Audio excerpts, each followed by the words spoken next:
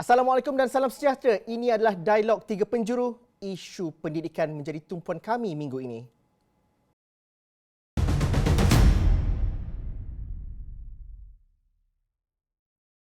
Kita bercerita mengenai masa depan anak bangsa dan bagaimana kita berdepan dengan masalah ataupun isu-isu yang berkaitan dengan dunia pendidikan hari ini. Besar skopnya, tetapi banyak isu yang tidak selesai. Minggu ini sahaja kita bercerita pasal masalah beg sekolah. Daripada saya sekolah dahulu pun, kita masih lagi cerita pasal perkara ini. Kita bercerita mengenai kurikulum, kita bercerita mengenai perpaduan dan kita bercerita mengenai keciciran pelajar dalam aspek ataupun di era pandemik ini. Bagaimana kita selesaikan semuanya? Mungkin tidak dapat semuanya, tapi itulah yang perlu kita bincangkan. Saya bersama dengan tiga orang pakar di sini. Profesor Dr. Muhammad Tajuddin Muhammad Rasli merupakan penganalisis sosial budaya dan juga merupakan profesor di UCSI University bersama dengan saya pada hari ini. Kita turut ditemani oleh saudari Melissa Tanya Gomez merupakan pengasas bersama dan merupakan ketua pegawai eksekutif Advolution Enterprise.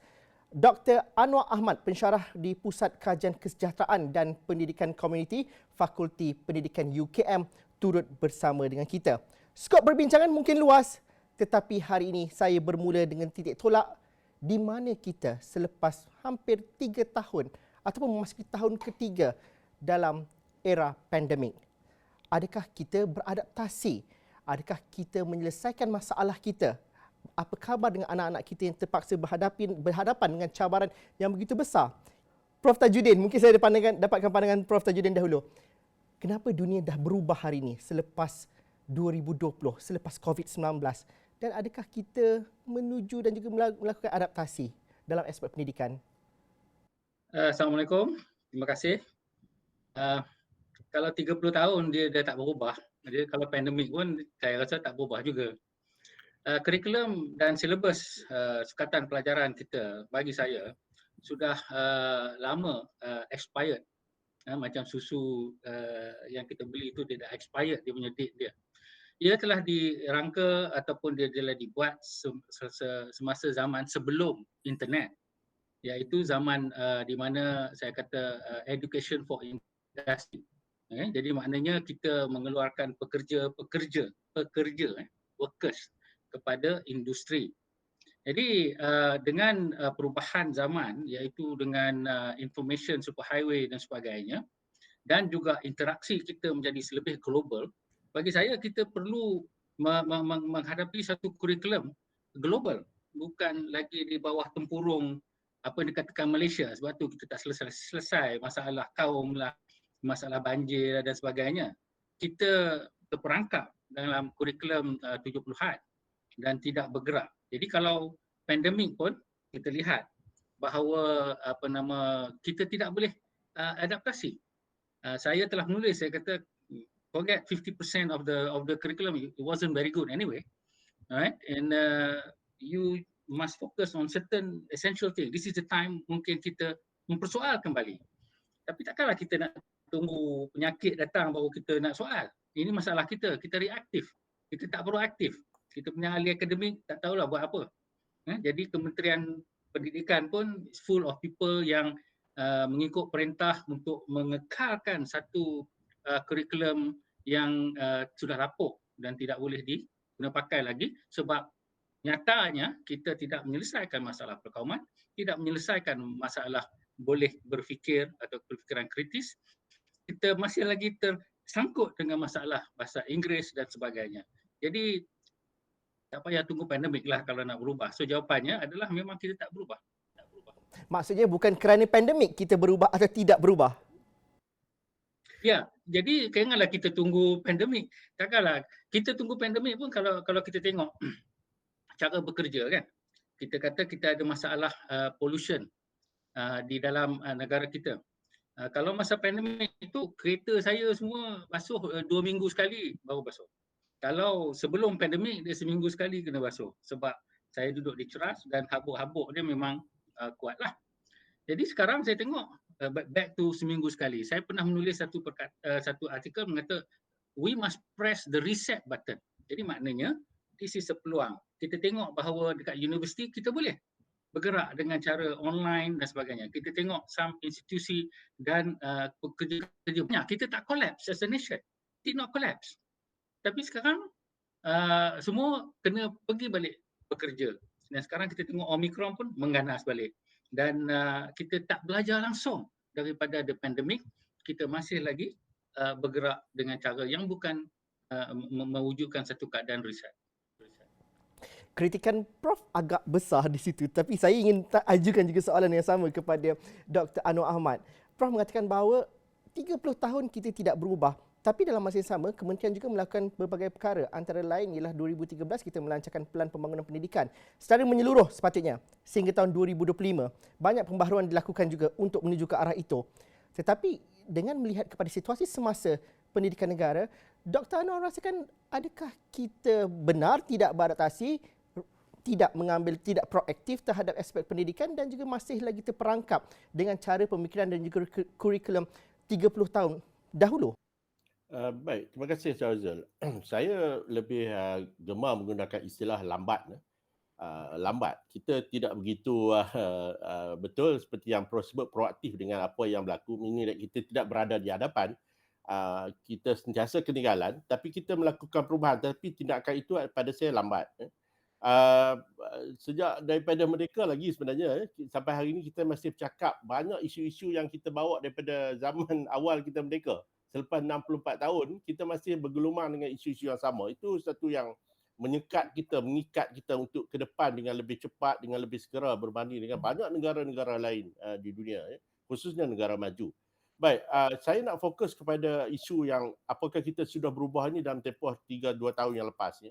Kalau kita lihat sebelum pandemik ini berlaku, kita sudah bercakap soal inginkan perubahan ini dan kita telah lakukan melalui usaha PPPM dan sebagainya. Walaupun kita tahu bahawa pelaksanaannya tidak begitu membanggakan kita, memuaskan hati kita. Banyak kekangan yang terpaksa dikaji semula dan sebagainya. Tetapi dalam tempoh 2 tahun ini, keadaan telah menyebabkan isu ini menjadi semakin menonjol. Misalnya kalau kita bercakap soal keciciran, sebelum pandemik pun berlaku keciciran. Dan keciciran kita itu memang menjadi salah satu perkara yang cuba diusahakan oleh KPM dan kerajaan.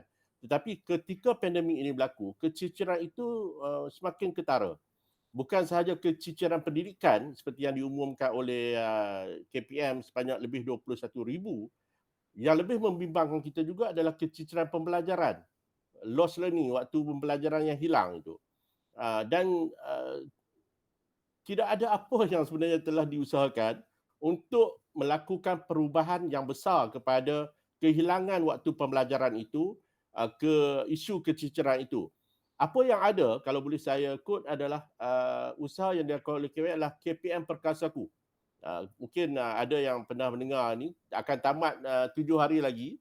Dan selepas akan tamat ni, sampai hari ni pun kita belum nampak lagi sebenarnya apakah hasil ataupun keberkesanan KPM Perkasaku ini. Dari segi jumlah hari belajar juga tidak begitu membanggakan. Sukatan pelajaran juga, ramai guru-guru yang katakan tidak sempat catch up untuk menghabiskan. Ramai pelajar-pelajar, murid-murid yang tidak dapat hadir ke sekolah daripada bulan Januari, Februari ini kerana Omicron. Banyak ibu bapa yang bimbang untuk menghantar anak-anak ke sekolah. Jadi KPM Perkasaku ini yang menjadi salah satu-satunya usaha KPM untuk mengembalikan keciciran dan sebagainya itu tidak berjaya, tidak berkesan. Disebabkan adakah kerana kita terperangkap dengan kena memenuhi KPI tertentu, kita terperangkap dengan kerangka lama, kita terperangkap dengan modul-modul tertentu? Kerana kalau kita mengambil contoh pandemik dan juga COVID-19, ianya sentiasa fleksibel dan flexibility itulah yang kurang ada dan tidak ada empowerment ataupun tidak ada satu autonomi diberikan kepada pihak sekolah. Adakah itu sebabnya ataupun sebenarnya? Saya fikir selalu diulang oleh pakar-pakar pendidikan bahawa kita tidak lagi boleh business as usual. Kita tidak boleh menjalankan urusan-urusan pendidikan kita sebagaimana sebelum pandemik. Sebab pandemik telah mengubah norms kita, cara kita menguruskan pendidikan negara kita. Betul, walaupun sebelum pandemik itu kita sepatutnya meningkatkan lagi akses, kualiti pendidikan. Pandemik itu benar-benar satu ujian kepada cara kita mengurus dan kita sekarang tersedar bahawa sebenarnya kita memang gagal dalam menguruskan sistem pendidikan dan pandemik itu menjadi ujian yang nyata pada kita. Sebab tu pada saya, Zul, kita tak boleh, saya setuju dengan Prof Tajudin, kita tak boleh lagi romantik dengan apa yang telah berlaku sebelum pandemik itu, seolah-olah itulah yang terbaik dan sebagainya. Kita harus bermula dengan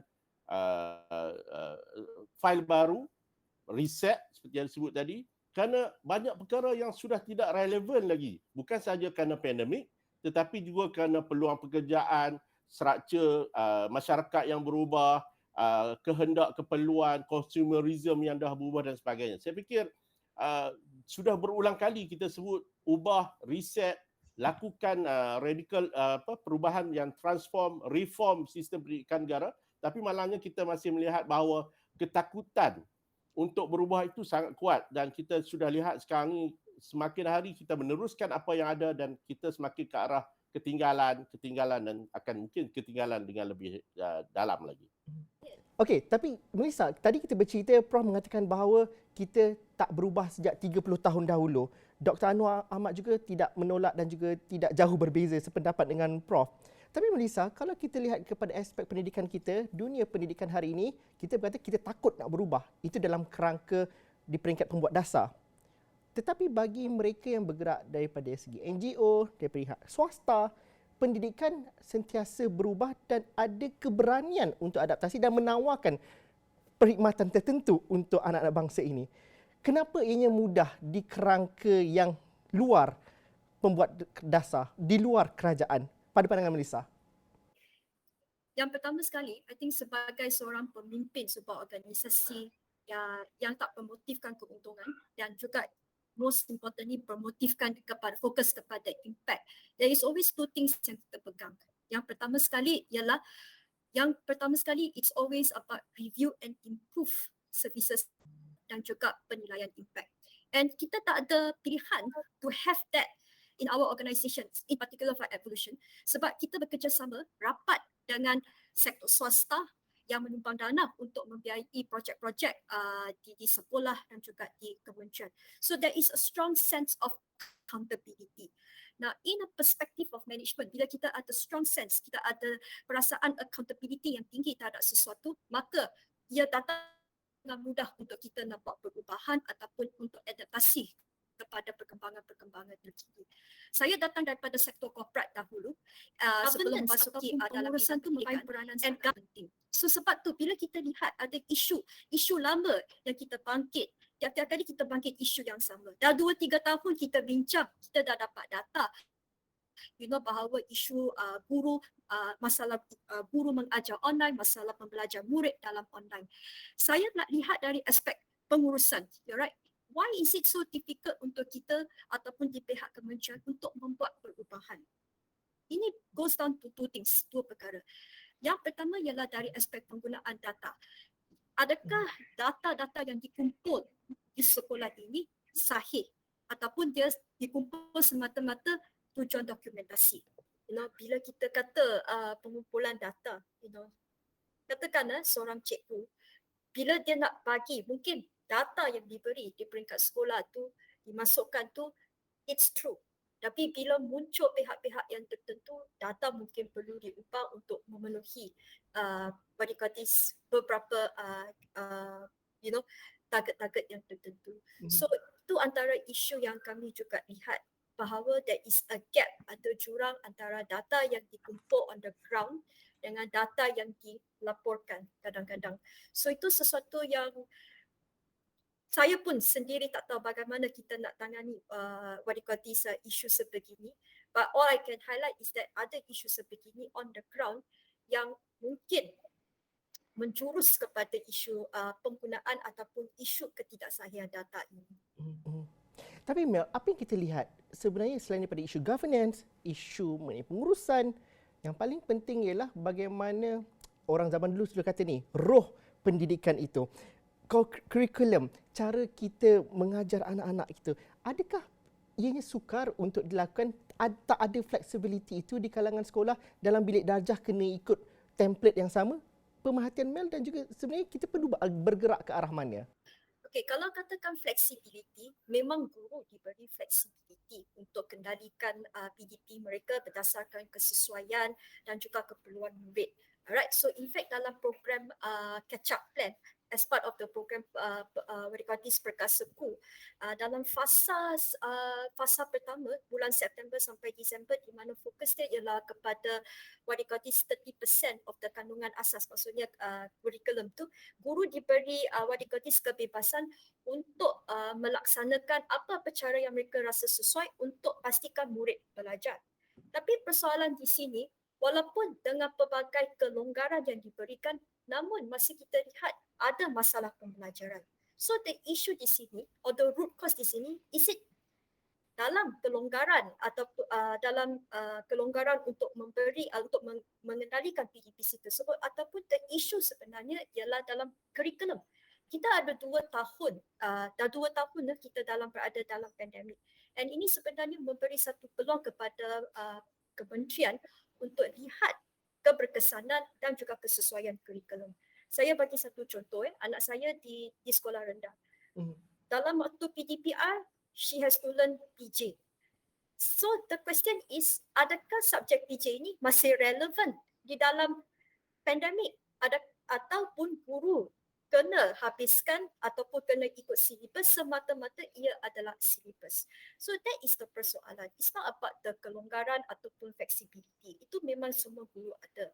Tapi dengan kemudahan yang diberikan, namun masih ada masalah pembelajaran ataupun masalah mengajar, then it's no longer about the kelonggaran or the flexibility to teach.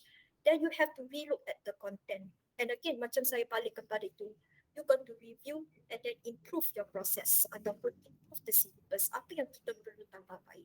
You know, adakah proses pengumpulan data di sekolah ini dijalankan dengan sahih, menunjukkan bahawa murid-murid betul belajar, murid-murid betul seronok dan sebagainya. Sebab data yang betul ni akan beri kita penyelesaian yang betul. In accounting, we have this term called GIGO, garbage in, garbage out. So if you get data that is not accurate, you're going to get an outcome that is not accurate. So garbage in, garbage out. Dr. Anwar, sebenarnya bagaimana tadi kita kata buat PDPR tapi kena ada subjek PJ. Macam mana nak buat tu? Dan mungkin ada masanya kita bercerita mengenai peringkat atas Kementerian Pembuat Dasar.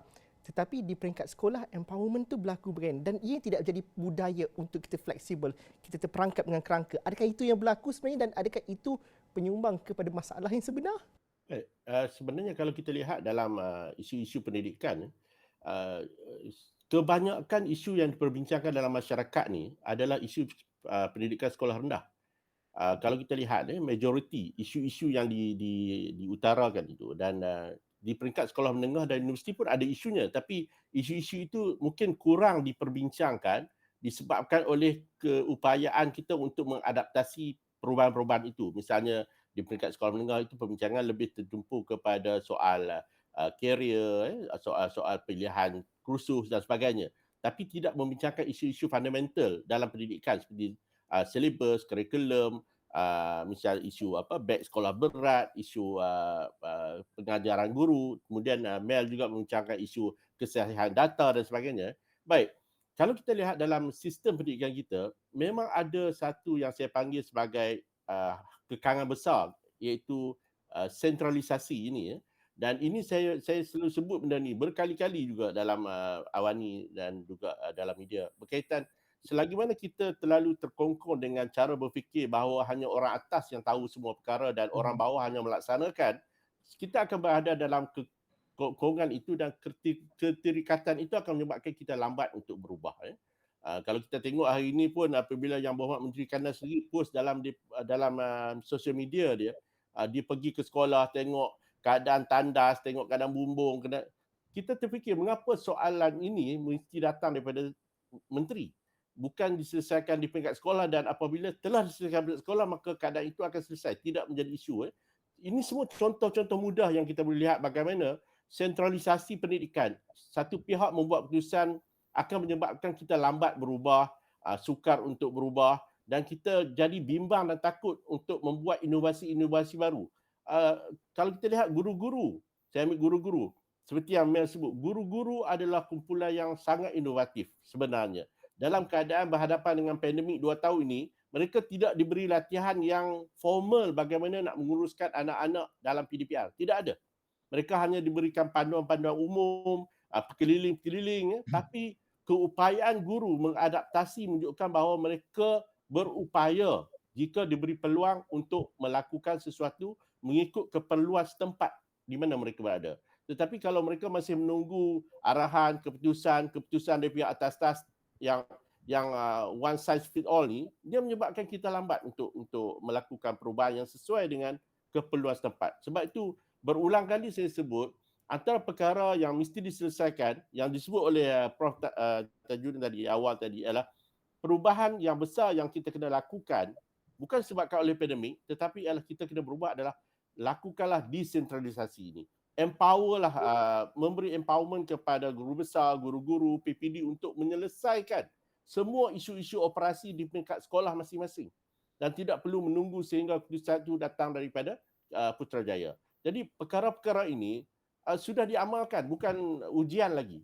Kalau kita pergi ke negara-negara maju, negara yang hebat sistem pendidikan, kita sudah melihat bagaimana mereka begitu aktif dan memberi kepercayaan penuh kepada peringkat pelaksana untuk melaksanakan perubahan itu, melakukan inovasi, dan kita dapat lihat disebabkan kepercayaan yang diberikan oleh pihak atasan kepada pihak pelaksana melakukan dengan cara yang terbaik dan mereka telah dan boleh membuktikan amalan-amalan terbaik itu dilakukan di negara mereka. Tapi kita tidak dapat lakukan di negara kita kerana amalan kita itu masih lagi dalam cara-cara yang lama. Malah saya pernah sebut, inilah bentuk-bentuk the colonialisme pendidikan.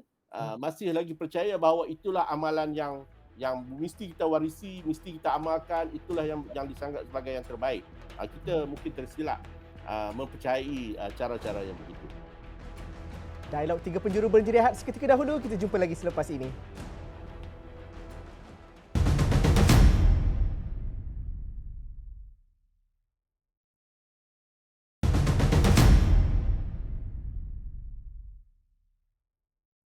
Segalanya bermula di sekolah. Itu perbincangan kami pada hari ini. Kita cerita pasal isu pendidikan bersama dengan 3 orang tetamu kita pada hari ini. Okey, kita mungkin berbincang ni isu governance, pengurusan, apa yang patut buat, apa yang tak patut buat. Tapi Prof Tajudin mungkin bantu saya untuk memberikan imajinasi sepatutnya pendidikan hari ini di Malaysia itu bagaimana. Kita mungkin kita tidak mahu terperangkap dengan kerangka lama. Apa yang sepatutnya berlaku dan apa yang tak patut berlaku. Kalau saya ada anak darjah 1, sepatutnya anak saya ni kena belajar matematik yang saya pun susah nak jawab ke, ataupun dia diajar mengenai tanggungjawab untuk menghormati dan juga berdikari, ataupun perlu bermain lebih banyak berbanding dengan belajar. Itu selalu kita dengar tapi tak pernah dilakukan. Apa sebenarnya Prof kalau kita patut buat yang idealnya kurikulum kita pada hari ini? Soalan itu adalah berkenaan dengan kurikulum sekolah, betul? Jawapannya adalah dekat universiti. Okey.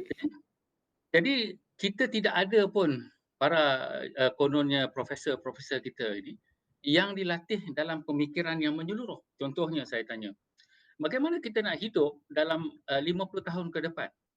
Adakah kita nak hidup dengan perbandaran yang sedemikian? Adakah kita nak pergi kerja pukul 5 balik, pukul 8 balik pukul 5 lagi? Adakah kita nak pakai tenaga elektrik yang macam mana? Adakah kita nak hidup di mana anak-anak kita terkongkong dalam rumah, tak boleh pergi main dan sebagainya, tak boleh kenal alam semula jadi dan sebagainya? Tak ada siapa pun soal benda ni. Ahli-ahli akademik kita semua terperangkap dalam dia punya, kalau dia sains saja. Kalau dia engineer saja. Saya seorang diajar dalam architecture ni nasib baik sikit dia agak menyeluruh. Tapi saya membaca lebih daripada itu, membaca isu ni sebab tu sekarang jadi komentator pada sosio budaya dan sebagainya. Kalau saya tanya doktor-doktor engineer, doktor-doktor arkitek, doktor-doktor lain yang nak naik pangkat ke associate professor dan profesor, saya tanya satu soalan dia. Saya tanya, berikan nama satu buku yang selain daripada bidang tuan, yang tuan baca, yang membawa ke satu makna. Lecturer pun tak baca. Okay? Jadi kalau mereka tak membaca satu benda yang lebih meluas, jadi dia punya ilmu tu masih terkongkong kat situ dan tidak ada orang yang boleh menjawab bagaimana kita nak hidup masa depan. Kalau kita tidak ada somebody imagine bagaimana kita semua nak hidup di masa depan, soal adakah kita nak bergaduh bolehkah agama ni orang ni kotor ke tak kotor, masih lagi macam itu. Sebab tu saya selalu dalam perbincangan saya di awam, saya tak nak cakap pasal pendidikan Malaysia. Saya kata pendidikan Malaysia ni dah rosak, ranap, cancel. Terus ada buang masa lah. Saya kata kita kena bina satu kurikulum global. Tu saya kata suatu era di mana global. Contohnya macam the 17 SDG, Sustainable Development Goal. So itu yang saya kata kurikulum kita terperangkap dalam tampuk yang lama dan tidak ada profesor-profesor yang berkumpul untuk imagine kita nak hidup macam mana. Orang dekat luar negeri dia orang dah tahu dah macam mana nak hidup. Okey, sebab tu dah sekarang dah ada sustainable energy dan sebagainya. Kita cakap je. Kita lip service saja. Kita nak sama macam orang-orang ni. Kita ni macam orang kata apa nak bergaya je. Bukannya nak berubah. You kata tadi mereka takut berubah. Dia tak takut berubah. Dia tak reti apa nak ubah kepada. Macam mana dia nak berubah? Kalau you bagi dia satu perubahan, mungkin juga dia nak, mungkin ada yang nak berubah. Tapi there's no vision. Okay, kita ubah piecemeal. Piecemeal ni maknanya sini sikit, sini sikit, sini sikit, sini. Tak boleh. You kena tengok your life tu macam mana. Jadi dia turun daripada situ kepada peringkat guru dan sebagainya. Barulah kita boleh soal, anak darjah 2 ni nak buat macam mana? Kita nak ngajar apa? Kita tak boleh ubah sikit-sikit. Orang putih buat macam ni. Orang ni buat macam ni. Kita kena suit budaya kita, aspirasi kita, apa yang kita hendak dan sebagainya. Jadi itu jawapannya, iaitu kita tidak ada satu pemikiran yang menyeluruh dan pendidikan di universiti adalah isolationist. Semua graduate yang keluar, semua isolated dalam bisnes, dalam teknologi, dalam management, semua tak ada bercakap antara satu sama lain dan tidak ada kursus-kursus yang boleh mereka buat menyeluruh. Dan kalau tengok tesis PhD pun semuanya spesifik. Kalau nak satu benda yang lebih philosophical selalu ditolak. Examiner pun tak reti nak examine. Jadi itu masalah dia. Okay, so siapa nak try? Alright, supervisor tak boleh fikir, anak murid lagilah tak boleh nak berfikir. Tu salah cakap pasal nak cari examiner. Tapi Prof, kalau orang marhain akan tanya, kalau macam tu nak buat, siapa yang nak buat ni? Soalan mudah, tetapi dia berbalik kepada kita. Siapa yang nak buat ni sebenarnya, Prof? Ya, itulah dia. Itu kata kononnya kita ada cendekiawan. Saya nak guna perkataan tu pun saya ada segan. Sebab cendekiawan kita bukan cendekiawan. Macam mana nak?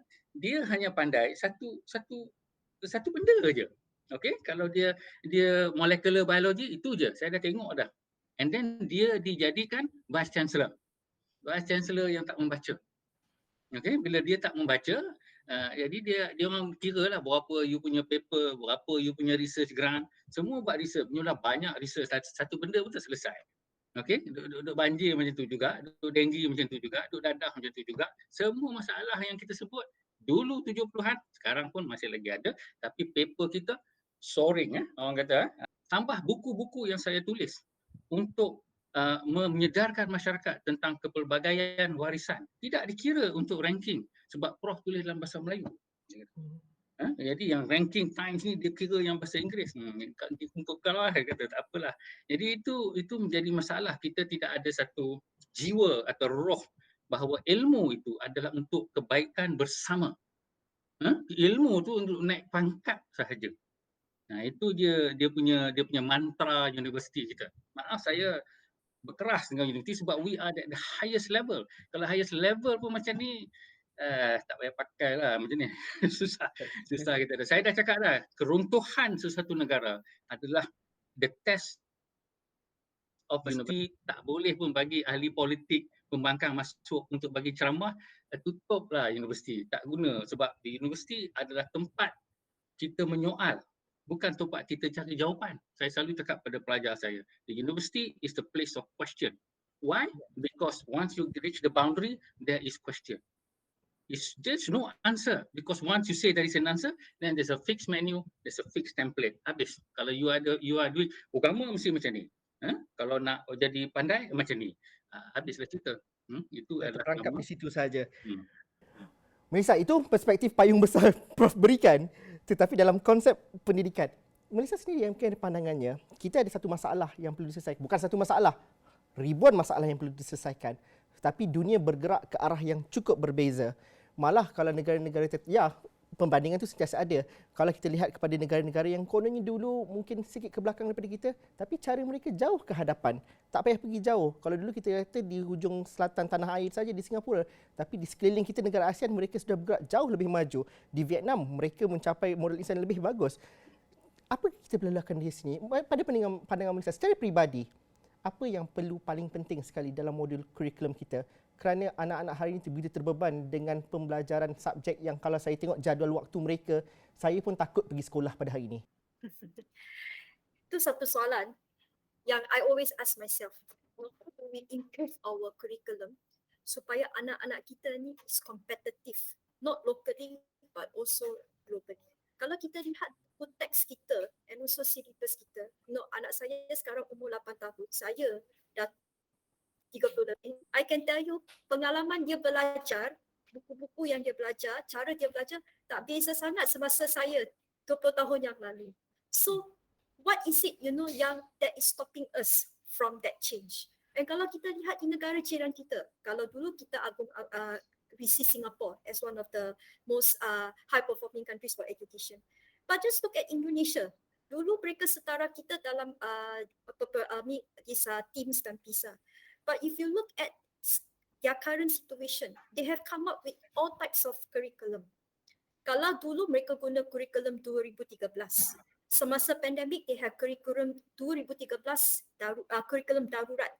Maksudnya di kurikulum itu disederhanakan untuk sesuaikan keadaan. Then they came up with kurikulum prototype semasa pandemik. Dalam kurikulum tu mereka outline bagaimana guru-guru boleh laksanakan PBL untuk setiap-tiap subjek. Dan sekarang mereka sedang memperkenalkan kurikulum merdeka di mana murid-murid sama ada di sekolah rendah ataupun sekolah menengah diberi pilihan. They can choose subjects of their choice based on their interest and their skills. And that is also something what Singapore is also doing. The subject banding, they call it subject banding. So what is stopping Malaysia from doing that?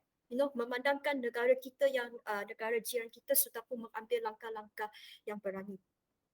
I think one of the biggest thing in Malaysia yang betul-betul I would say membantutkan what you call this perubahan is definitely how education is being politicized. So sama seperti kalau kita lihat tadi Prof Ibrahim kata, university tak boleh jemput politician. Sama juga dengan di sekolah kerajaan. Kita memang tak boleh jemput what you call this politicians. But it's not about that action. It's about that mindset. Kalau kita dah letak sesuatu untuk menghalang pendidikan, we can never go far. And that is satu halangan yang saya lihat di mana kita pantutkan what you call this our growth disebabkan isu-isu that I will call it that is not important at all. And especially when education is being politicized, this is some of the outcome yang kita lihat di peringkat sekolah sampailah ke peringkat institut pengajian tinggi. And that is something yang kita, sebagai, seperti Dr. Anwar who writes to create awareness, Prof. Ibrahim who goes out, to advocate, to talk about education openly. Kita perlu pejuang-pejuang sebegini untuk buka mata rakyat kita. Sebab I believe that perubahan not necessarily must happen at the top. It can happen at the grassroots. Dan kalau kita lihat di Indonesia, curriculum, if you look at the menteri, dia bukan pun dari bidang pendidikan. He is a business tech person. And he is bringing his team, entire team and his Gojek experience into education in Indonesia. And that is what we need. Kita perlukan keberanian untuk bawa subject matter expert. And untuk first step to do that, we really need to put politics aside from education and betul-betul, have someone yang betul passionate lah tentang pendidikan. Bukan semata-mata duduk di atas kerana jawatan ataupun parti politik yang diwakili oleh kerajaan. Dr. Anwar, kalau apa yang kita dengar, apa yang Melissa dan juga Prof. Tajudin kata, idea-idea ini tidak mungkin akan berlaku. Kita nak berubah macam mana pun tidak akan berlaku kalau kita masih lagi memikirkan bahawa Kalau kita sentuh perubahan dalam aspek pendidikan, kita akan bercerita, mungkin undi saya akan kurang pada pilihan raya akan datang. Atau kita akan menyebabkan anak bangsa kita terpengaruh dengan anasian luar. Dengan kerana perubahan-perubahan baru ini. Kita akan bergelut dengan banyak masalah dan juga halangan sebelum perubahan itu dapat dilakukan. Walaupun perubahan kecil. Justru bagaimana kalau kita tidak boleh mengawal bagaimana orang-orang besar yang berpolitik untuk bercakap, orang di sekolah juga perlu hentikan juga berpolitik. Di sekolah pun banyak politik juga di antara guru-guru dan juga pembuat dasar, ibu bapa dan sebagainya. Bagaimana kita nak bebaskan itu? Mungkin sukar dilakukan, tapi bagaimana mungkin dilakukan? Berbalik kepada niat sebenar anak itu dihantar ke sekolah untuk mendapat pendidikan. Baik, soal politik dan pendidikan, sebenarnya di seluruh dunia pun ada elemen politik dalam pendidikan. Tetapi sejauh mana kebijakan berpolitik dalam pendidikan itu yang harus kita uruskan. Kita tahu bahawa dalam governance, dalam sistem berkerajaan ni, pendidikan adalah salah satu agensi yang diuruskan oleh sebuah kerajaan, oleh parti politik dan sebagainya. Jadi mau tidak mau ahli politik akan terlibat secara langsung ataupun tidak langsung dengan pendidikan. Tapi apa yang diharapkan oleh masyarakat adalah seorang ahli politik ataupun pemimpin politik dalam pendidikan yang bijak, yang berani, yang bersedia untuk mengambil risiko dan boleh menentukan hala tuju yang jelas kepada masyarakat apa yang ingin dilakukan dalam tempoh 10-15 tahun yang akan datang. Misalnya yang disebut oleh Prof. Tajudin tadi, bagaimana kita membayangkan 20-30 tahun akan datang masyarakat negara kita, anak-anak kita, bagaimana proses pembesaran mereka, ilmu yang mereka perlu ada untuk berhadapan dengan cabaran 20-30 tahun akan datang. Jadi saya fikir ahli politik itu terlibat satu hal, tapi ahli politik yang bijak itu mesti terlibat dalam sektor pendidikan, yang bersedia untuk mengambil risiko, berani dan bersedia untuk bekerjasama dengan semua pihak. Kita sudah lihat apa yang berlaku yang disebut oleh Mel di Indonesia kan. Kita lihat bagaimana mereka boleh bersama antara parti kerajaan, parti pembangkang, duduk bersama, bekerja dan akhirnya menghasilkan sesuatu yang baik untuk masyarakat. Kita mengharapkan ahli politik kita juga bergerak dalam bentuk yang sama. Bekerja dan melihat bahawa pada akhirnya apa yang mereka lakukan itu adalah untuk membina masyarakat, bukannya untuk diri sendiri. Sebab kalau ahli politik masih berfikir tentang dirinya sendiri, tentang partinya sendiri, tentang jawatan, saya fikir mereka adalah orang-orang kecil lah dalam kepimpinan. Tapi kita mengharapkan seorang pemimpin yang besar, berjiwa rakyat, bersedia untuk melihat kepentingan anak-anak kita dalam kes ni pendidikan lah. Itu yang kita harapkan sebenarnya. Okey, sentiasa tak cukup masa untuk kita bincang isu pendidikan, tapi saya janji saya berhenti rehat buat kali terakhir. Kita jumpa lagi selepas ini.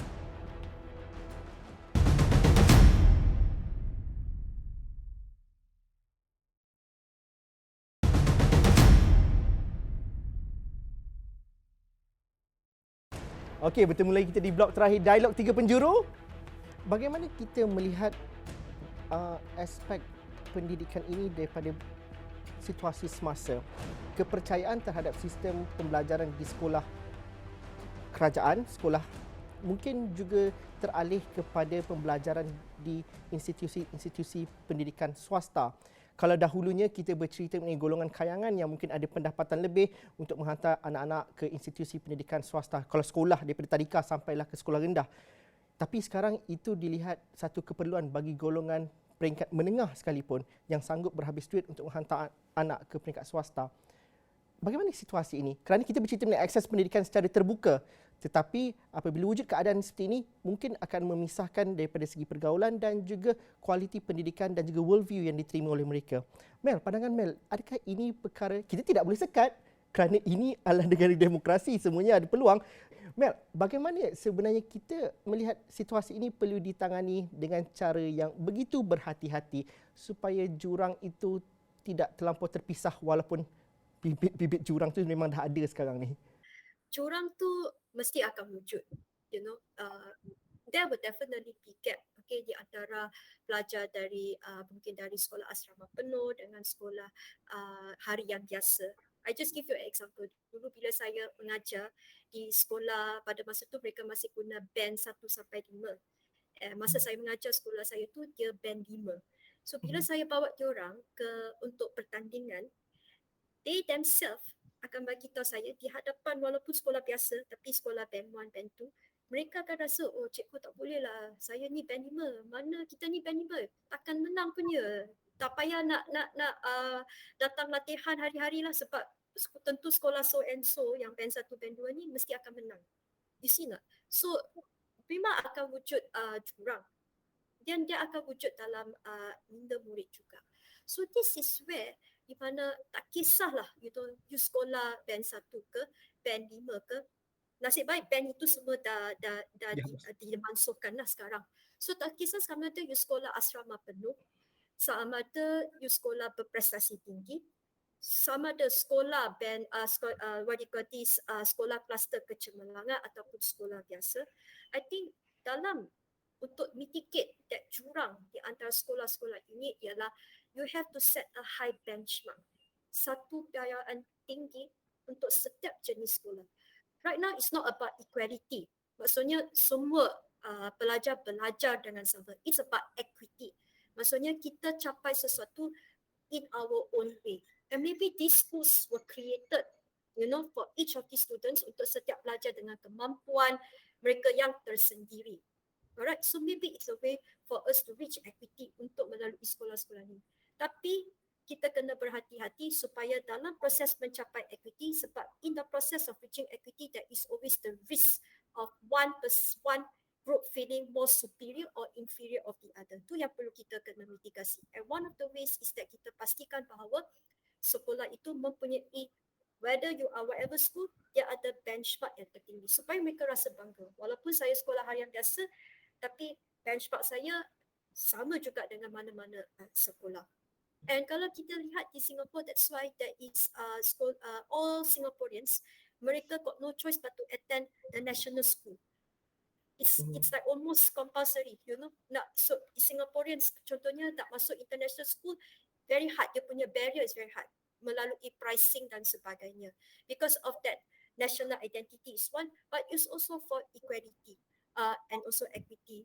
And kalau kita lihat di China pada masa pandemic, I think they did not allow tuition, extra classes.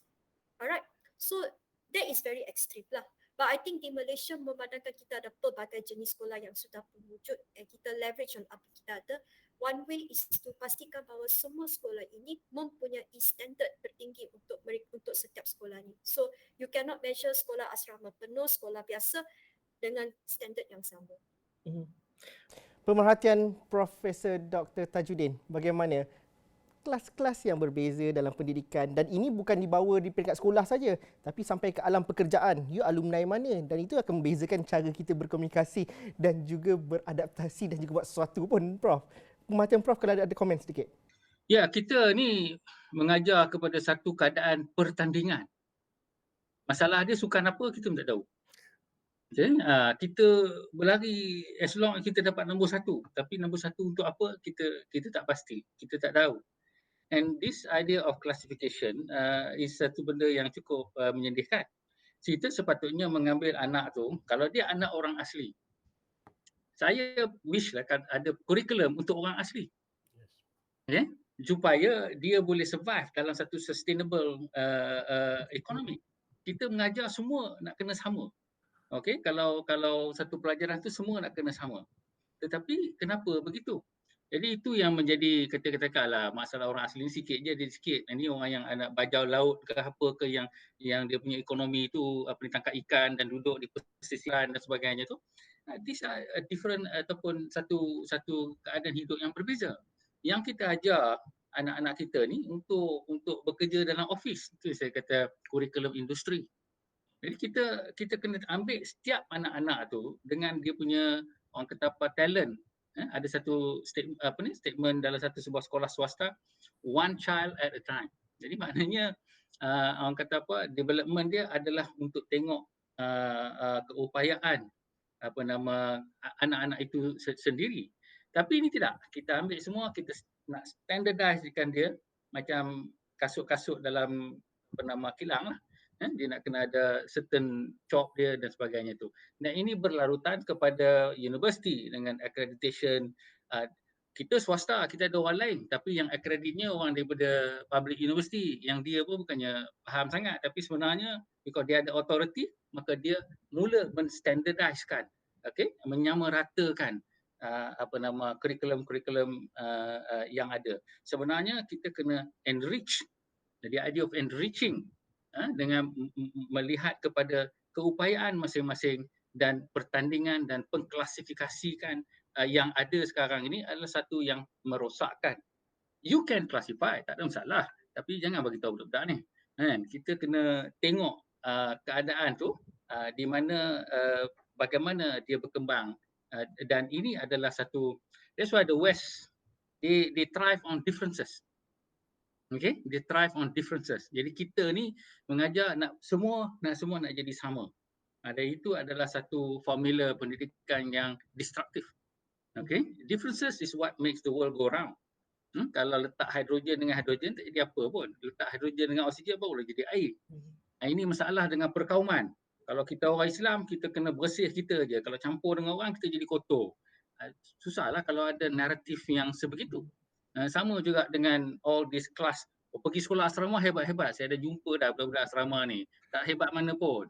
Okay? Dia orang ni masuk sekolah asrama, dapat semua the best, tapi belajar cara jawab soalan yang hampir sama dengan SPM. Itu yang saya jumpa. Okay? Jadi, what's the point? Dia semua untuk menjaga status guru-guru dan juga guru besar dia supaya mereka dapat hebat.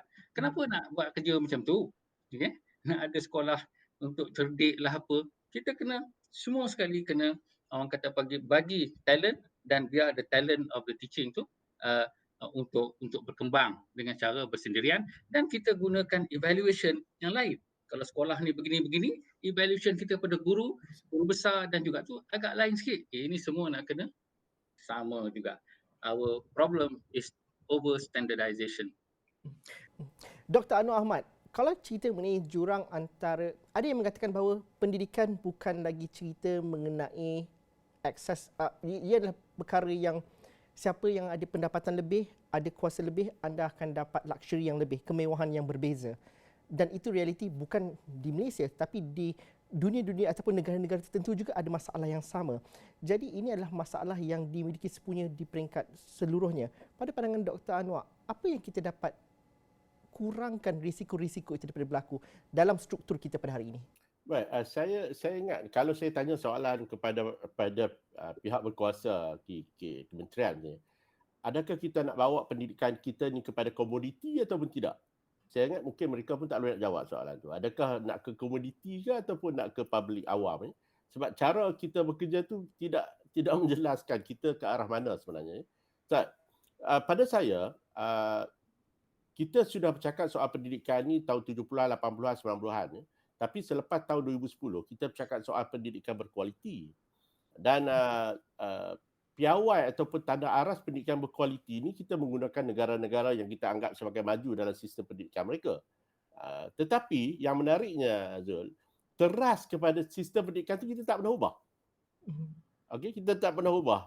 Sebab tu, misalnya hari ni kita bercakap tentang apa, sekolahku sejahtera misalnya kan. Pada saya itu satu tempelan lah. Tempel lagi di atas apa yang sudah ada. Sebenarnya kalau kita kaji dalam kurikulum sedia ada tu, semua ke-14 elemen kehidupan tu telah sedia ada dalam apa yang diajar, diamalkan oleh guru-guru sekolah. Sekarang kita keluarkan satu lagi, pelancaran sekolah sejahtera. Saya bertanya juga macam soalan yang dibuat oleh Prof. Tajuddin tadi. Apa sebenarnya perlumbaan yang kita nak lakukan ataupun apa yang cuba kita nak bawa kalau kita melancarkan lebih banyak program ataupun inisiatif ini, adakah dia benar-benar untuk menyelesaikan isu pendidikan ataupun sebenarnya untuk menyelesaikan isu pengurusan, isu pentadbiran, KPI dan sebagainya. Jadi perkara-perkara begini Zul, dia banyaklah, banyak, memang selalu ada, tapi kita tahu bahawa amalan-amalan yang kita lakukan hari ini pada saya saling tak tumpah seperti sebelum-sebelum ni.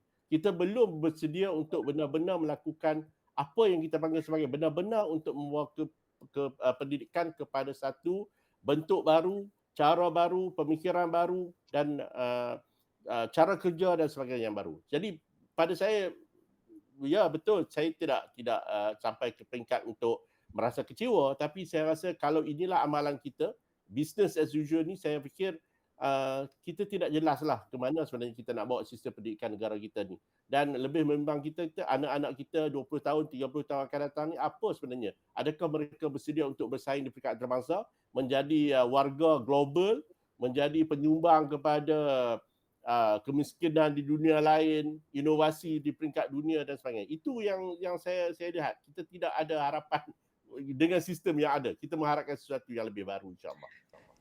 Dr. Anwar kata kita tidak ada harapan, tapi soalan saya yang terakhir dalam masa 5 minit ini bagi setiap seorang panel, Prof Tajudin, apa harapan Prof Tajudin dalam aspek kurikulum pendidikan dan juga pendidikan secara keseluruhannya, secara mudahnya ataupun secara ringkasnya dalam masa 1.5 minit? Ya, yang pertamanya, yang 400,000 guru-guru ni yang sepatutnya mengajar 5 juta pelajar, kalau kita tengok nisbah dia 1/20. Kenapa masuk dalam kelas semua 1/40? Sama dengan saya dulu. Sebab terlalu banyak pentadbiran. Tutup, harapan saya tutup ni Jabatan Pendidikan yang banyak sangat ni. Dia terlalu banyak pengurusan. Jadi ini adalah satu yang menyekat kreativiti, guru besar dan sebagainya tu. Itu satu. Jadi pengurusan tu kena kurang. Turunkan, tinggalkan jadi 5% saja untuk pengurusan. Itu memang boleh. Kita semua ada komputer, ada all this thing boleh. Kemudian kita kena bagi orang kata empowerment kepada sekolah-sekolah tu. Mungkin guru besar dengan pengelola sekolah ataupun lembaga sekolah yang mana nak uruskan kenaikan pangkat dan sebagainya dan pindah dan apa semua tu, kita boleh buat. Dan akhir sekali itu adalah satu kurikulum yang lebih luas. Dia punya objektif tu janganlah sampai halu sangat sampai menjadi checklist buat tidak. Itu pendidikan apa? Kalau kita nak menghambakan rakyat, macam itulah pendidikan dia. Called conditioning. Conditioning adalah sesuatu aspek yang mana kita tekan supaya dia mesti dapat macam minute changes begitu. Tapi enlightenment dia lain. Kalau kita ajar something tapi dia jadi benda lain, lagi bagus. Ini yang kita nak kena tuju. Jadi satunya pengurusan tu kuranglah. Bagi acknowledgement kepada guru. Macam kat universiti cakap pasal Vice Chancellor, buat apa? Vice Chancellor tu bukannya bagi graduate. Tak. This is the professors and the pendidik. Ini yang penting. Jadi guru is the one yang kita nak dinobatkan. Dan guru pula kena banyak membaca. Guru tak membaca, habis cerita lah. Dia duk syarah dia punya tu sikit-sikit tu saja.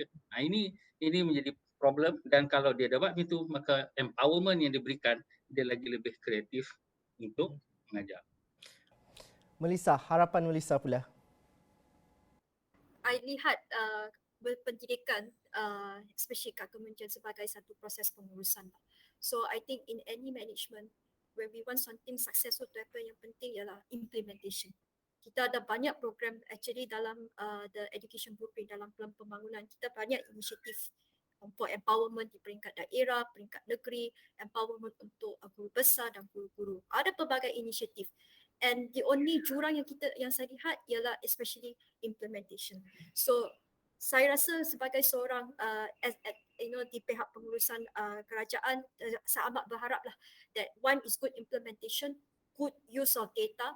Maksudnya tak takut untuk report apa yang benar-benar berlaku on the ground, to show what is really like on the ground, supaya kita dapat intervensi yang betul-betul dapat atasi isu kita.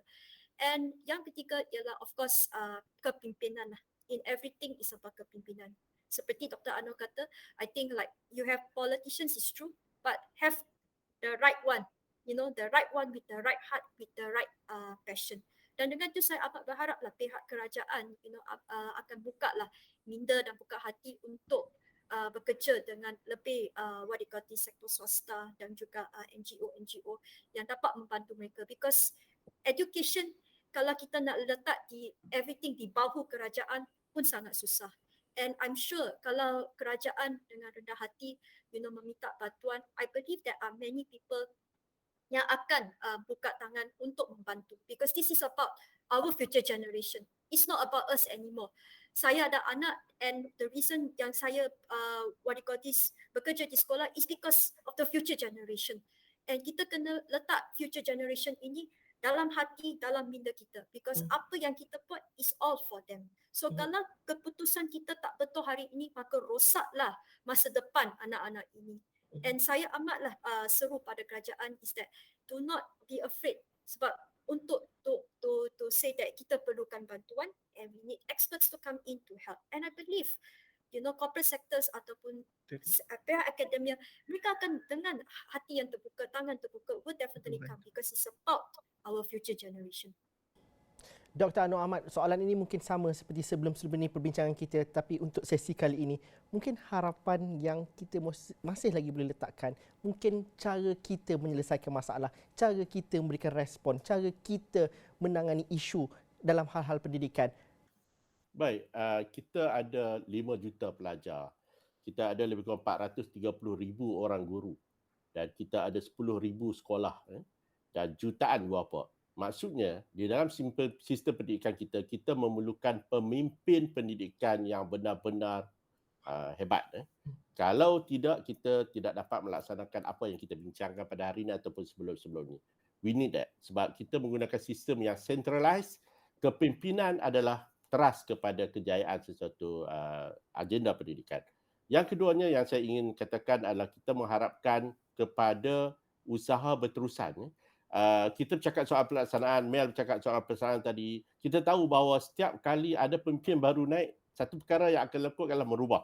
Merubah itu bagus, tapi merubah kepada perkara yang kita tak pasti ke mana kita nak bawa. Itu adalah kebimbangan yang selalu saya utarakan dan saya harap ini adalah siri kebimbangan itu yang akan terus saya utarakan. Tapi saya harapkan apa yang ingin kita lakukan sekarang adalah lakukanlah perubahan, berbesar hati, terbuka untuk melihat kepada keperluan anak-anak kita masa depan. Akhir sekali, Zul, saya pernah berbual dengan generasi tua tentang pendidikan, saya juga pernah berbual dengan generasi muda tentang pendidikan.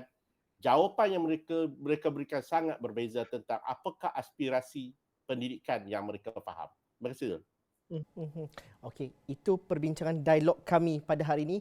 Mungkin solusinya tiada, tapi perbincangan dan juga soalannya kami utarakan, harap ianya dapat memberikan satu input ataupun banyak input kepada pembuat dasar dan juga kepada setiap satu daripada kita yang merasakan bahawa pendidikan dan juga aspirasi itu penting untuk masa depan negara kita. Terima kasih kerana bersama kami dalam Dialog Tiga Penjuru. Kita jumpa lagi minggu hadapan.